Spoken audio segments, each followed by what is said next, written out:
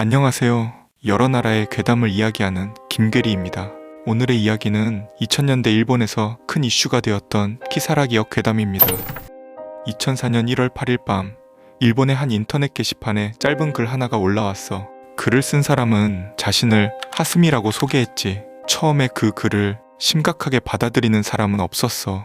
하스미 역시 자기가 어떤 일을 겪게 될지 전혀 모르고 있었고, 모든 건 평소와 다를 것 없는 퇴근길에서 시작됐어. 나는 매일 이용하던 전철을 타고 집으로 돌아가고 있었어. 늘 같은 시간에 타던 익숙한 전철이었고, 노선도 평소와 똑같았지. 전철 안에는 나 말고도 승객 몇 명이 타고 있었어. 창밖을 바라보다가 잠깐 휴대폰을 보고 있었는데 문득 이상한 느낌이 들었어. 전철이 역에 멈추지 않고 있었거든. 평소라면 5분에서 8분 정도면 다음 역에 도착해야 했어. 그런데 이미 20분 가까이 지나 있었지. 처음에는 급행열차를 잘못 탔나 싶었어. 하지만 내가 이용하던 노선에는 그렇게 오랫동안 정차하지 않는 열차가 없었어. 주변을 둘러봤지만 다른 승객들은 모두 자고 있었어. 너무 조용해서 내가 혼자 다른 전철에 올라탄 기분까지 들었지. 불안해진 나는 인터넷 게시판에 글을 올렸어.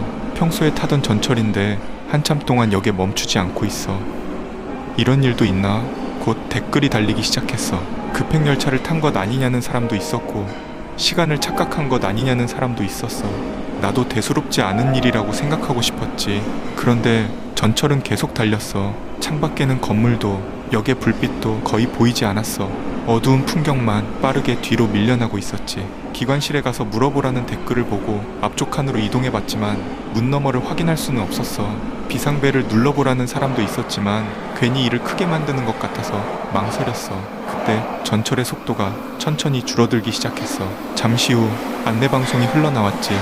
まもなく都市伝説で有名な木更木駅に到着いたします。 잡음이 섞여 있어서 정확히 들리지는 않았지만 곧 어떤 역에 도착한다는 말처럼 들렸어. 전철이 멈추고 문이 열렸어. 플랫폼에는 사람이 한 명도 없었어. 역무원도 보이지 않았고 다른 열차를 기다리는 승객도 없었지. 그래도 전철 안에 계속 있는 것보다는 나을 것 같았어. 나는 가방을 들고 플랫폼으로 내렸어. 그리고 역명 표지판을 확인했지. 거기에는 이렇게 적혀 있었어. 키사라기역. 처음 보는 이름이었어. 나는 게시판에 다시 글을 올렸어. 키사라기역이라는 곳에 도착했어. 이 역이 어디인지 아는 사람 있어? 댓글을 달던 사람들은 곧바로 역 이름을 검색하기 시작했어. 하지만 그런 역은 어디에서도 나오지 않았어. 철도 노선도에도 없었고 지도에서도 찾을 수 없었지. 역 이름을 잘못 본 것 아니냐는 댓글이 달렸지만 표지판에는 분명 키사라기역이라고 쓰여 있었어. 한자는 없었고 일본어 문자로만 적혀 있었지. 사진을 찍어 올려봐. 주변에 다른 표지판은 없어? 방금 타고 온 전철에 다시 타. 댓글을 읽고 뒤를 돌아봤지만 이미 늦었어. 내가 타고 온 전철은 문을 닫고 플랫폼을 떠나고 있었어. 나는 그대로 역에 혼자 남겨졌지. 역은 믿기 힘들 정도로 조용했어. 자동 판매기나 안내방송도 없었고 사람이 생활하는 흔적도 거의 보이지 않았어.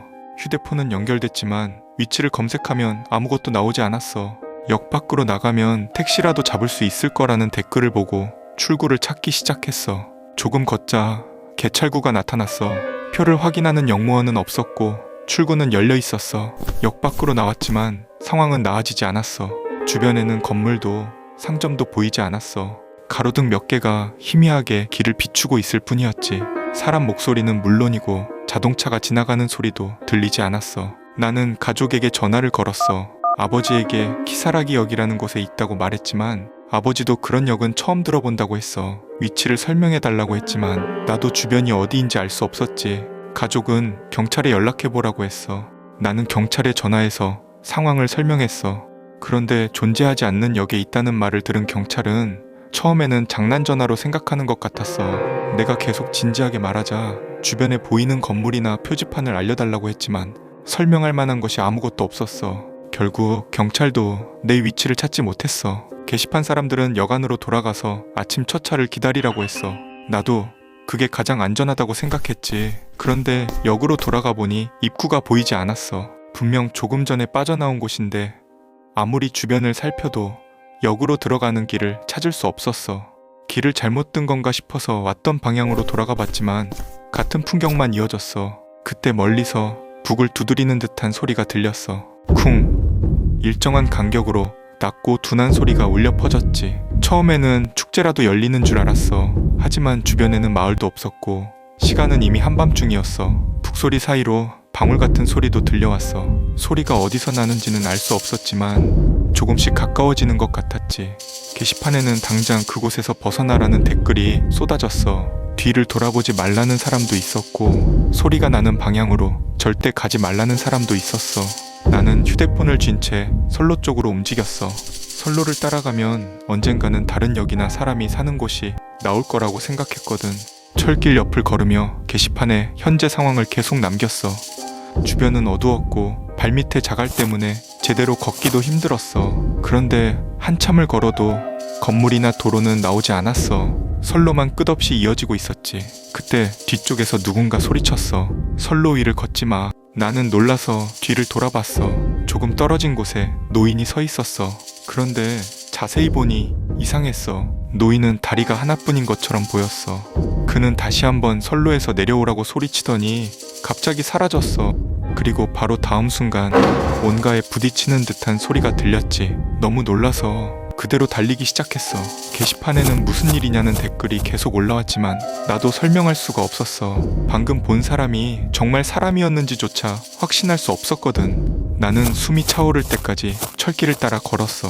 그러다 앞쪽에서 터널 하나를 발견했지. 입구에는 이사누키라고 적힌 표지판이 있었어. 정확한 이름이 맞는지는 알 수 없었지만 나는 게시판에 터널 이름을 적어 올렸어. 사람들은 그 터널 역시 검색되지 않는다고 했어. 터널 안으로 들어가지 말라는 댓글이 이어졌지만 돌아가는 것도 무서웠어. 뒤에서는 여전히 북과 방울 소리가 들리는 것 같았거든. 앞으로 가려면 터널을 통과하는 수밖에 없었어. 나는 휴대폰 불빛에 의지해 터널 안으로 들어갔어. 내 발소리가 벽에 부딪혀 여러 사람의 발소리처럼 들렸어. 몇 번이나 뒤를 돌아봤지만 아무것도 없었지. 터널은 생각보다 길었어. 출구가 보이지 않자 내가 같은 자리를 반복해서 걷고 있는 건 아닐까 하는 생각까지 들었어. 배터리도 점점 줄어들고 있었어. 게시판 사람들은 계속 말을 걸어줬어.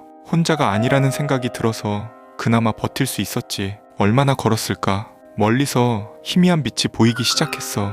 나는 거의 뛰다시피 해서 터널 밖으로 빠져나왔어. 터널을 나가자 앞쪽에 한 남자가 서 있었어. 처음으로 만난 멀쩡한 사람이었지. 남자는 내가 왜 이런 곳에 혼자 있느냐고 물었어. 나는 길을 잃었고 가족이 나를 기다리고 있다고 말했어. 그러자 남자는 근처 역까지 차로 데려다 주겠다고 했어. 게시판 사람들은 모르는 사람의 차를 타면 안 된다고 말렸어.